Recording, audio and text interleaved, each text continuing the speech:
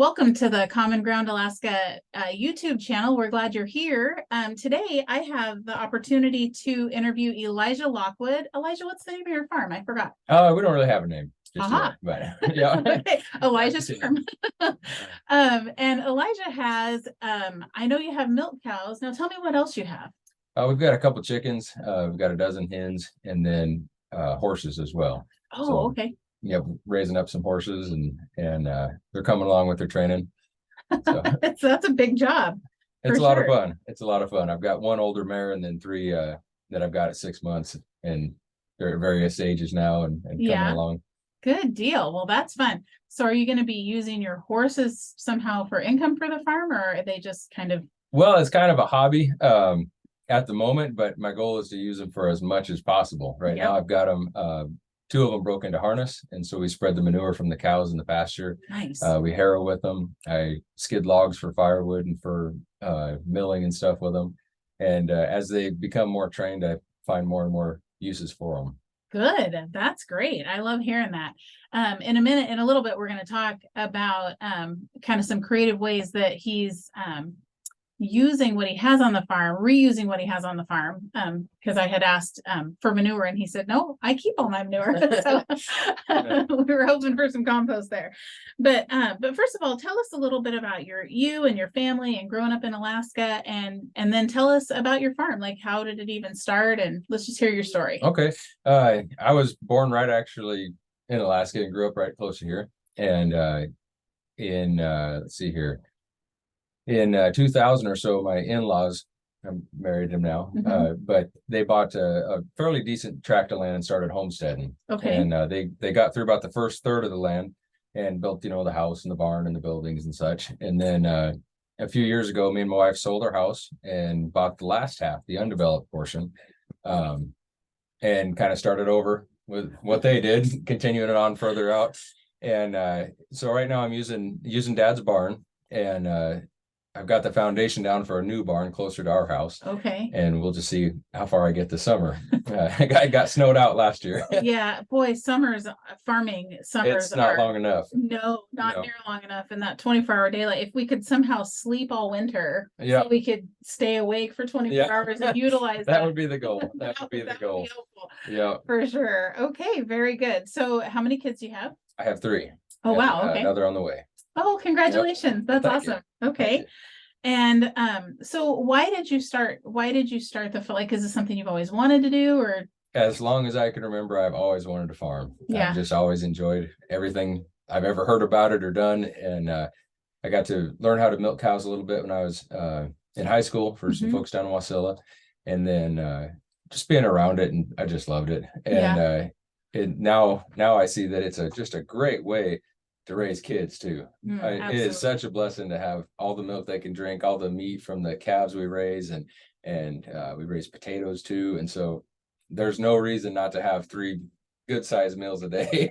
just load them up with as much protein as they want. And it's a great way to raise kids. It really is. You're right. And they just live out in the country. They can just run and play. Yep.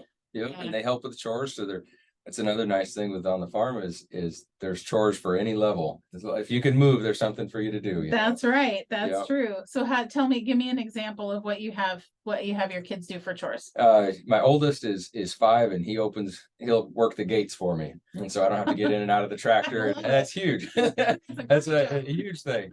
My middle child, he's 3, and he'll feed the dogs and grain animals. If I have a scoop, they collect the eggs, they feed the chickens and do things like that. The little guy, he's not out and about yet. Yeah.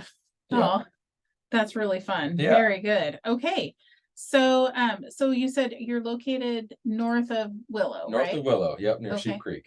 So people don't come to you typically, or are you open usually for customers? We're definitely open for that. But there's not a very big populace around, and so I end up bringing it to town twice a week and drop off at my brother-in-law's place down here in Wasilla. And so they've allowed us to use their driveway, and I drop the coolers there, and it works out well. But there's getting to be more and more local folks that are interested in it too, which is neat. I like seeing that, and so that's good too. Yeah, that's awesome. Yeah. Okay, so I'm gonna actually jump ahead of our questions for a little bit and then we're gonna come backwards. But I really want to talk about cow shares. Okay.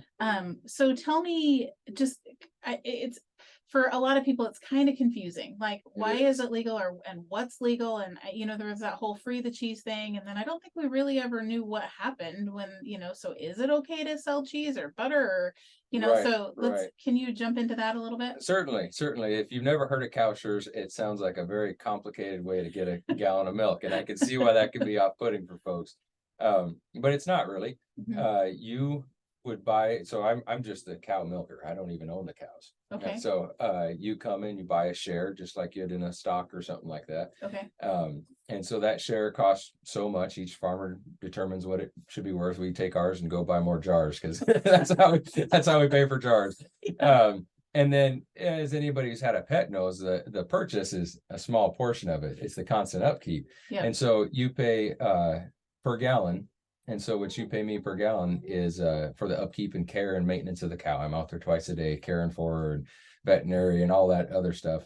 And Okay. then you pay at the rate of X amount per gallon. Okay. And so it's not terribly complicated like that, but it is the way that the state has outlined it, and Mhm. it's 100% legal. Okay. It's if you're ever curious, look up HB 22, and there's just a little page. It says exactly how to do it, what to do it, and I've had some folks thinking, oh, we're skirting the law, and not Yeah. at all. I'm in complete compliance. I don't feel the need to skirt the law. Okay. It's it's right there, and the cheese thing was really exciting. I don't do cheese, but we do cream and butter. Okay. Previously, it had stated that you had to take it in its full and complete form, Mhm. and then you can do whatever you want with it. Right. They recently allowed it now, and it reads that it's a byproduct too, or something like Okay. that. So I have a cream separator I was able to refurbish. I got from a homestead in Palmer, and we sell the cream and butter and stuff like that. And Okay. so that's been kind of fun too. That's neat. Do you think you'll branch into any other things or kefir or cheeses? We're playing around with that in our Yeah. own kitchen. Actually, we just started with the kefir. We got some kefir grains, Yep. and it's pretty good stuff. Yeah, it is good stuff. It And it's is. really fun in the summer when you can take some juice from some of the local Oh, berries yeah. and kind of make Flavor it up a little flavor. bit. Yeah. Looking forward to it. Yeah. Yeah. Okay, so let me just recap really quick to make sure that I fully understand what you're saying. So if I wanted to buy milk from you, then what I would do is I would buy a share, and that's a certain amount of money. Yep. That I pay you, and it's a Yes. one-time fee or a yearly fee? One time or- only. Okay, one time only. For us. That's how we run it. Right. Yeah. Okay, and you're right. Different farmers do it different, I'm but sure there's different for you, models, it's a yeah. one-time fee. And then now I own a portion of one of your cows. Correct. So when my cow dies, does my share go away? You own a portion of our herd.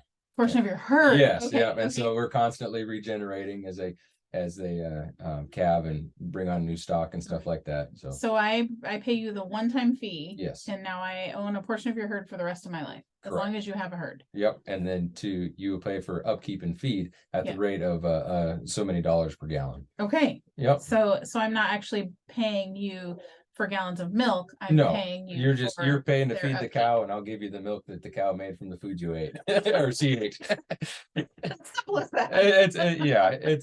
And once you do your herd share, you come in, you give $1, I give a milk, and Yeah. it's simple after Yeah. that. Okay. Yeah. Okay. That makes sense. And we can purchase from you whatever it is that you make. So we can Yes. get butter or cream or Yep, just milk. And the milk is it's just in jars it and is. Yeah, and it's got the cream. it is. Okay. Yeah. Yeah. Okay. So yeah, that seems relatively simple. And it is raw milk. So that's important to remember too. Yeah.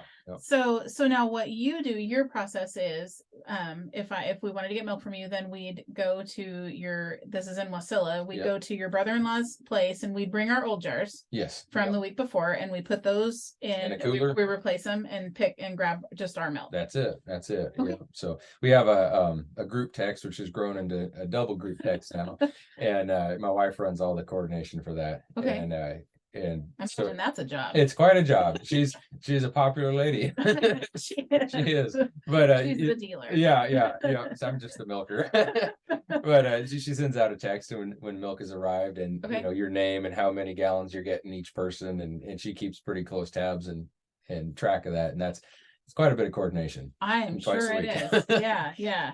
Yeah. Okay, so do you mind if I ask specifics, like how much are your cow shares and how much is your, not, I don't know, per gallon or however, Yeah, yeah. whatever the legal wording is for that. Our cow share is $35. Okay. And then per gallon is $8.50 right now. Feed has gone through the roof, and so I expect for this next hay season I'm going to have to raise it to $9. Yeah. But I try to keep it as low as I can. It's a very close margin business, but as long as it covers itself, I'm happy. Yeah. And so I might have to raise it a hair, but I don't foresee it being over $9. Okay, that's incredible. Now, what kind of cows do you have? I have kind of a mix right now. Okay. I've got 2 Holsteins. Okay. They came from the Havemeister herd. Oh, okay. And they're just tremendous cows. I've learned a lot about Holsteins through this. Yes. And then I also have a brown Swiss Guernsey cow that's coming up. She'll be calving. It's her first calf in May. So I'm really excited about her. She's going to be, the goal for her is to seed our new herd. We're going to try to build a new herd off of her. All right. And as you can guess, it takes many years to get a new herd off a single cow. So don't hold your breath on that one. I will, I will liken it to planting an orchard. You plant trees and they grow and they grow, and every year you think, can we open yet? Nope, not yet. Not yet. Yeah, yeah. But I'm excited about her. Yeah. She's a good looking cow. She's descended from the original cow my father-in-law bought probably 10 or 15 years ago. Oh, that's really fun. So yes. So brown Swiss Guernsey would not be A2 milk, right? She may be. Okay. And so A2 is an interesting thing. Yep. Just because you have a Guernsey doesn't necessarily mean you have A2. Oh, I didn't know that. Yeah, it's so what A2 versus A1 is a protein. Mm-hmm. It doesn't change the flavor of the milk unless you can taste protein shapes, you know. If you did taste a difference, you're probably tasting the difference between a Jersey or Guernsey and say a Holstein, which is a cream content and such. But you're not actually tasting the proteins. Right. A2 can be digested a little easier because humans are A2 producers. We're pre-programmed to understand A2. Right. So if you were intolerant, it'd be worth giving a shot to A2. And if you're not, then I guess it really doesn't matter that much. Yep. So there's still a lot of benefits from our A1 producing cows with raw milk. And it still breaks itself down much better than pasteurized. It maintains the enzymes that are in there to break itself down. You know, in a week's time, the milk that I have in a jar is no good. You can smell it. It doesn't smell rancid, but it's starting to sour because it has all of its own enzymes to break itself down within it. Right. And so there's definite benefits to A2, but if you're not intolerant, then there's still with A1 good stuff. Yeah. Oh yeah, I totally agree. So okay, so walk me through the process. So you go out and you milk, and then what happens after that? Like, does it have to be cooled quick, and where is it stored? It does. It does. Yeah. There's a couple really key factors, and cleanliness is like number one. That's good to hear. It's incredibly important. Seamless stainless steel is your friend with this stuff. Yeah, I imagine. Milk takes on a flavor of anything it comes in contact with. And so I come in, I milk with a machine. I think it's a lot cleaner because it's a sealed system. I really enjoy that. And then I strain it through disposable mesh strainers, and then jar it and then throw it in the fridge just as quick as I can. It's about just a few minutes between the cow and the refrigerator. Nice. And stagger them so they're next to a cold jar, you know, and spaced out so we got good airflow. I think it's 34 degrees and within 2 hours is the goal to drop that temperature down. I think that's what it was. I haven't looked at it in a while, but yeah, very good. That's important if you want your milk to have no barn flavor. Yeah. My wife calls it cowy. Well, that describes it pretty well. Yeah. And the other thing is too, the faster it cools, the longer it lasts, right? That's is that true? Yeah. So we were getting milk from another farmer before, and we just came so close to 2 weeks out of her milk, but it sits, when I bring it home, it sits in the very back of the fridge, like it's in the coolest part. I'd skim it all because we take the cream off first, and then it sits in the back of the fridge, and but that's pushing it. 2 weeks is really, it's hard to get 2 weeks out of. Yeah, that's a long time. Yeah. And ours, I have noticed something kind of interesting with it. Okay. Is I'll have the jar and it's full, and put the lid on there, put it in the fridge. It'll last for 7 days. Open it up, tastes great. And then, but if I were to open it the next day, as soon as you open the jar and air gets entered into it, the life cycle starts shortening back down. That makes So sense. I have Yeah. noticed that if it's a fresh jar, I've got no problem drinking milk that's a week old. Yeah, If it's a quarter jar a week old, I don't know. Full I of don't know. Yeah. yeah. Yeah. Well, and I have a feeling probably you are more of a milk snob than the rest of us are too. So you... I pick up on it. My wife is she's the quality control. yeah. She's hypersensitive to it. So Yeah. I'll have her taste this. No, okay. That's fun. Okay, so if we wanted to start getting milk from you, then we just like find you on Facebook, or how do we go about that? Facebook, or just Facebook's usually the most accurate one. Everybody comes through because they can just look up my name, I pop up, and such like that. That's where we've been getting a lot of our business lately. Okay. Yeah. And you just deliver to Wasilla twice a week? Yeah. Okay. Yeah. All right. Okay. So tell me about raising cows in Alaska. Is it challenging? It can be. It depends on when you have your calves. We've pretty much only done springtime. We had a flop with a winter calf, and it was just too the calf made it and everything, but it was just too stressful, the turbo heaters and trying to keep them warm. And it's a lot easier to calve in late May. Yeah. The pens are starting to dry out, and it's a lot warmer. This year we're going to try and stagger our calving so that we can continue on with year-long milking. Yep. We used to just dry everybody off for 2 months. And that's when you go on vacation and do whatever you need to do. Because a lot of folks don't know, but a cow only produces, this might sound common, but they only produce after calving. Right. And they only produce for about 10 months after calving. Okay. It's important to give them that 2-month rest to just kind of replenish their body. They have a lot of output over those few months. Yeah. And so during that dry time we try to stagger it so that we have a continuous flow of milk. Yeah, so I'm sure your customers appreciate that. Yeah. If you get used to drinking fresh milk, it's hard. It is. Well, we were going back to store milk as well, and it was kind of disappointing. I'm sure it was. It was. Yeah, for sure. So we actually used to buy, when we first bought this place, I remember I called Gene one day.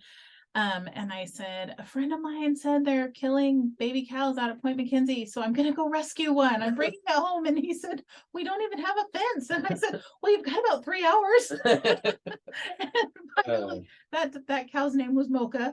And we brought him home for meat, but it was a Holstein, and Holsteins aren't the best for meat, but it was homegrown meat, so we didn't care. And the cow cost what, $25 or something, is all. Okay. That was cheap to get into. And for sure.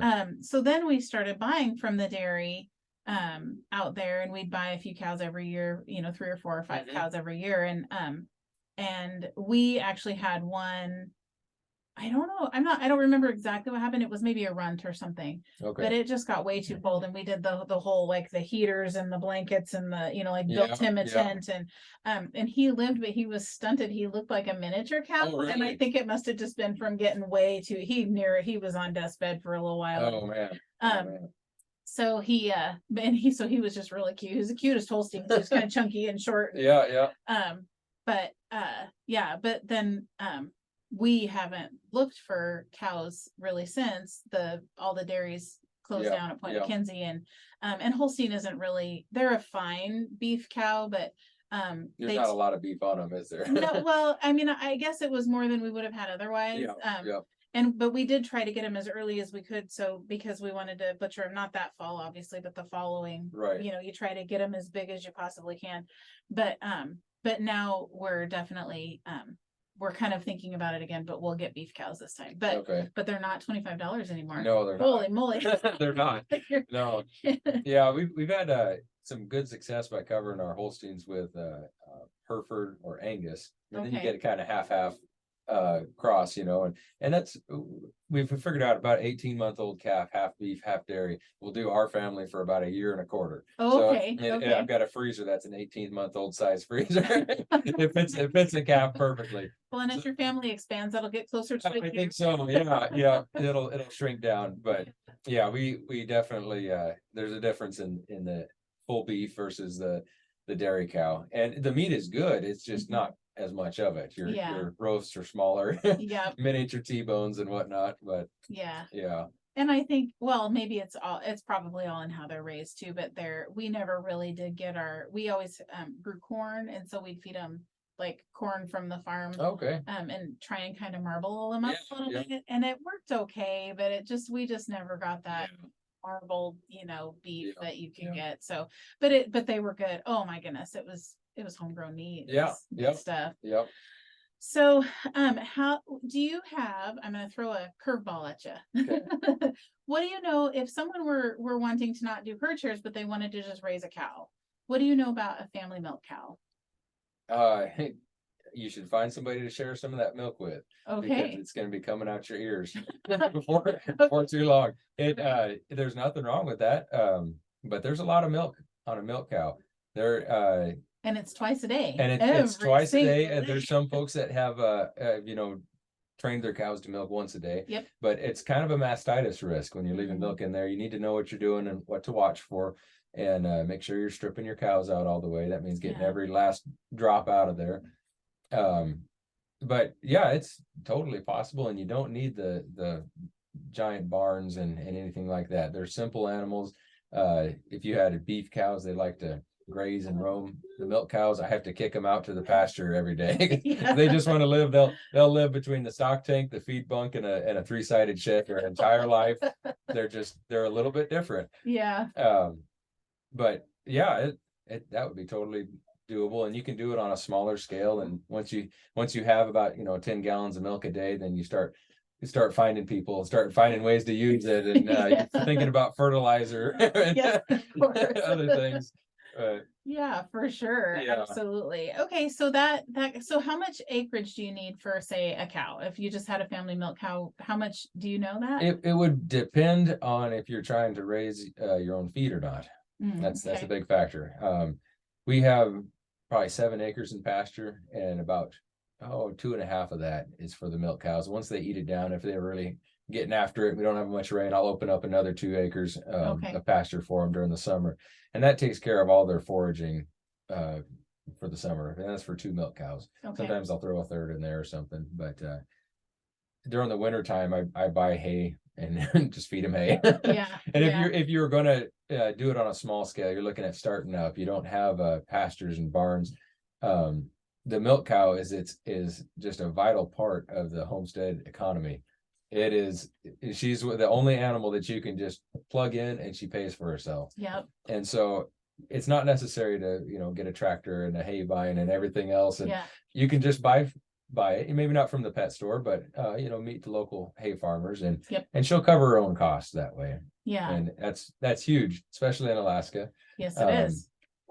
There's few animals that do that or endeavors that do that. It's true. Yeah. We've been talking about how because I would really like to get a milk cow, but I'm just not. I'm still sitting on I'm older now, and I'm wimpier, and I'm like 30 below, and milking just really doesn't. If you could just have like a couple of like get out of jail free card, like get out of milking free cards for the cold mornings, but that is a challenge. but what we've talked about mostly is if we did have a milk cow, then we definitely want to have.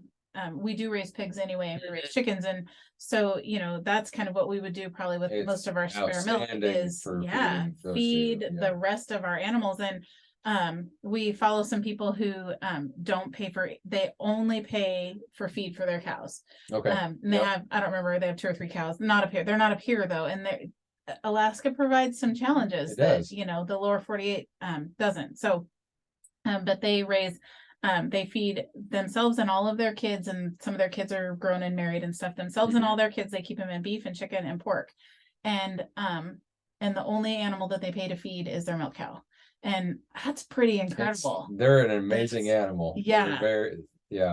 I read it in a book. I think it's called The Family Milk Cow, which is one anybody who has getting started ought to get that book. All right. There's so much information on their feed requirements and everything you need to know. But the forward is that the milk cow is a very generous animal, and you're generous with the milk. It's more than a calf could need, more than a family, and pretty soon you're feeding pigs. Now you're doing this. Now you're fertilizing your garden. Now you're feeding neighbors, and it's she's a cornerstone of the farm economy. Yeah. For mine anyways, you might Yeah. have different endeavors and stuff, but Well, I think we've come so far from the homestead idea that I think as a lot of us are trying to kind of get back there, it's definitely something to consider. oh, for sure. Let's talk a little bit about, so I know I had messaged you and I said, we're looking for, cause I thought, oh my gosh, he has cows. This is exciting. He's going to have compost. And you said, no, you can't have any. I feel bad saying that, but we do. I'll have folks come out and they see my manure pile, which I see a loaf of gold right there, and they go, "Oh, hey, load me up. I'll take some home." And well, it's not really for sale. It's incredible for the pasture. Absolutely incredible. We have our soil doesn't retain moisture very well, so I get a lot of rain and it floods out, and then the next day we're back to dry. And the grass really needs that kind of a constant watering. And in my experience, the manure, composted manure is the key to that. It retains moisture incredibly well. It's like a reservoir almost. And it absorbs the moisture and then slowly releases it for the plants. And so I do a 2-year cycle. Whatever I've collected over the winter, this spring, I'll clean out all the barns, all the pens and everything, put it in a pile, and start composting it. And so, and then I'll use last year's on the pasture. There won't be a solid object other than rocks. I got a lot of rocks. It's a lot. There won't be anything solid in it. You can reach your hand in, it doesn't smell, and it composts beautifully because it does retain water. And my dad will go out and he'll he makes a volcano shape, and it's kind of dished on the top, and he'll be out there watering it and just loading it up with water. He said it's got to be enough that you can grab it and almost wring the water out. That allows the microbes to really travel around, and it'll be below freezing, and he'll go out and start turning, and it looks like there's a fire out there. The steam coming off. I mean, it's cooking. It's warm in the skidster, so it composts beautifully. And then we spread the compost on the pasture, and I started sneaking a couple loads down to the garden, and it's doing good. That's perfect. And you can use milk out there too. That's what I've heard. That's what I've heard. That was our original plan, to use our excess milk and truck it out to the garden. And there's quite a few feet of snow that have changed my mind. So I've been feeding it to the chickens instead, and that's been really good too. My chickens kind of turn their nose up at water now. They've been on milk all winter, and now the cows are slowing down, and I've got to break it to them. There's no more milk for the chickens, and they're not too happy about it. Oh no. Oh, that's funny. Okay, well, I think that we've covered most of it pretty well. Is there anything that you can think of that you'd like to add? Not too much. If there's a lot of folks that are wanting to get into the milk cows, and I don't ever want to discourage them, but it's quite an undertaking. It might be something that you'd want to go and talk to a farmer and just follow them around for a chore session, and realize that it's we don't eat out late. We don't stay out late. I get up early on the weekends, and there's a lot that goes into it, but you don't necessarily have to own the whole cow to be a part of the process. Our shareholders, that's a great way to be part of the milk cow deal and supporting it. And I just get the biggest kick when folks bring their kids out and they want to, see the cows, and the kids are, each one of them is interested in a certain aspect. One will want to see the cows being milked. The other one doesn't care about cows. He wants to see the chickens. Yeah, of course. But it's there's a lot of ways to get into it. You don't necessarily have to buy the farm. Well, that's helpful. That's good to know. I was just reading. I wish I could remember.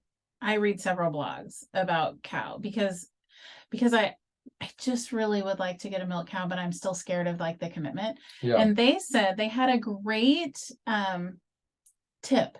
They said, set your alarm for 5 a.m. and 5 p.m, or 6 a.m. or 6 p.m, whatever, every 12 hours. And just let that alarm be your reminder that every time that alarm goes off, you are busy for the next hour milking your cow.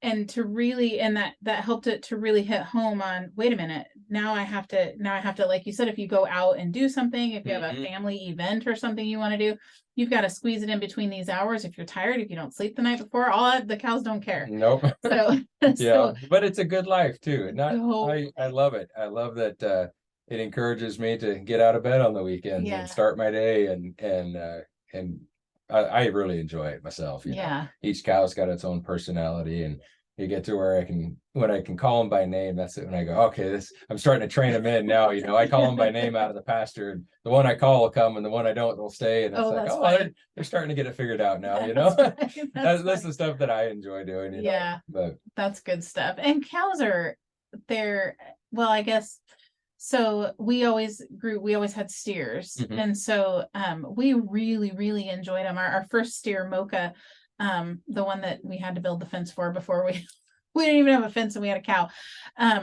He really wasn't ever fenced in much. He was Yep. more like a dog than a cow. And if we went for a walk without him, then whatever fence he was in, pretty soon we'd hear him come tromping through Oh, the really? bush in the woods. And he'd come up and he'd be mooing like Yep. so mad that we left him behind. And Oh man. and then but I think the difference with steers, I hope the difference with steers is they get really ornery about 18 months. Oh yeah. And I was glad because we were kind of attached to him, like they're It made it a little easier. pet. Yeah. And Yeah. oh, he just got so ornery, and they're big by then, and our Yeah. kids were teenagers, and I don't know, he wasn't really safe anymore. Yeah. And so then it was much easier to not have Mocha anymore. Yeah. but I know milk cows a lot. They're so gentle. They really and are. yeah. And you know, the Holsteins are quite a large one. They're one of the biggest milk cows, and I learned a lot about Holsteins. My whole life I'd heard, you know, you can see through the milk. It's so thin. There's no cream on it and all this. Oh, some of the best drinking milk I've ever had. Sometimes the Jersey is, I mean, that's like an artisan milk, you know. Yeah. But to sit down and have a glass of it, it's too rich for me. Okay. I really enjoy just a little bit less, you know, and we make butter and cream off of it and stuff, but they're tall, big old cows, but gentle. They're just nice. And I like having the udder higher off the ground too. Oh, that's one I hadn't really thought of until I went and got these Jerseys or Holsteins that are pretty tall. Mm-hmm. And it's nice to have some working room under there. It really is, especially if you don't have them on an elevated stand. Sure. That's not something most people would think of until so that's not necessarily a drawback to have a tall cow. You know? No, we just read an article. Well, see, part of my argument for getting a milk cow is that I want a Highlander. Mm-hmm. And I've always wanted and now they've gotten so popular that it seems like I just want the popular cow, but really I have always loved them and they're neat cows. But I love that they produce a creamy milk, which we kind of like. But they're also really good foragers, and they're made for our weather. So they're going to withstand that. But I love the fact that they will forage. You know, a lot of cows kind of need grass. They'd rather be in grass. Whereas a Highlander, they'll go out and, you know, in the brush and eat whatever they can find to eat. And I think that up here is hugely valuable. Yeah. That was the cow that I've always wanted to raise, and that was my first cow, was a Highlander. Okay. And we actually did milk her, and the milk was amazing. It wasn't a high yield, and she was I got her at like 4 years old, and she was just meaner than a snake. She didn't really take to the idea of being milked, but the milk was fantastic. If you could train one and gentle one, you know. And Harry, the cold's happening, she just doesn't care. Just doesn't care, you know. But yeah, those Highlands are something else. They're a neat cow. They seem like it seem like they have a good disposition, most of them. And so we'll see whatever we end up with, but it could be kind of fun. Oh yeah, for sure. And then the nice thing about that is then the calves would be excellent meat. Oh yeah, cows. They're a slower grower. 18 months isn't going to give you what 18 months of an Angus would give you. Right. But they eat less. And so by the time you finish them out, it might very well cost about the same. So once you start your cycle going and get everything up to speed, you'll be in there. Yeah, that's what we're thinking. And there's just 3 of us, and you know, Abby's 12. It won't be long for it's just 2. So we don't need a huge beef cow. You might be finding somewhere to put that other half a cow. Yeah. Exactly. Yeah. So I don't know. We'll see how it goes. But this has been really interesting. It's been a lot of fun for sure to kind of learn about both sides, whether a person wants to get a cow and maybe sell milk as shares, and I guess I do have one more question. Do you have to like register with the state, or is there something that you have to do to? Not to my knowledge that Okay. you have to, I don't think you have to register. I didn't see that in the listing.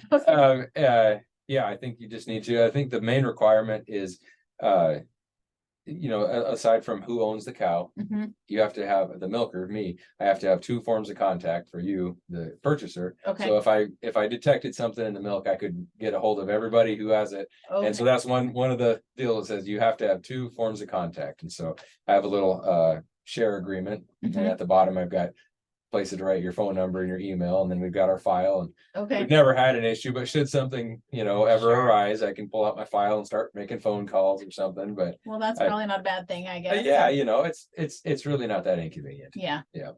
Well, good. Well, it sounds like fun.